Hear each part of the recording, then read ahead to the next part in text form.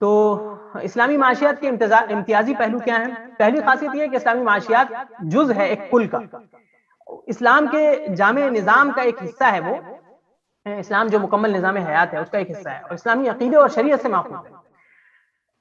اور دوسری خاصیت یہ ہے کہ یہ ابدیت کے رنگ میں رنگا ہوا ہے اقتصاد اسلامی، لہذا بظاہر عین دنیاوی نظر آنے والی کسب معاش کی کاوش بھی مطلب اس میں اگر بندگی کی خو اور تابعداری کی نیت ہو تو وہ عبادت میں بدل جاتی ہے۔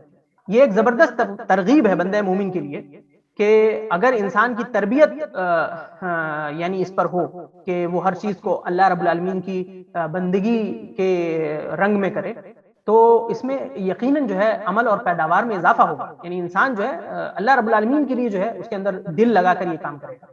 اور اس کی دلیلیں بہت ساری ہیں کہ یہ میرے خیال سے اس کی وضاحت کی ضرورت نہیں ہے، ایک طرح سے مسلمات میں سے۔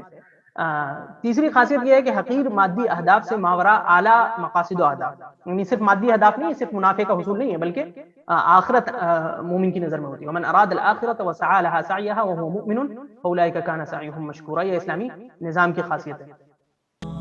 اور مزید ویڈیوز کو دیکھنے کے لیے آپ ہمارے YouTube چینل کو سبسکرائب کریں۔ فجزاکم اللہ خیرا۔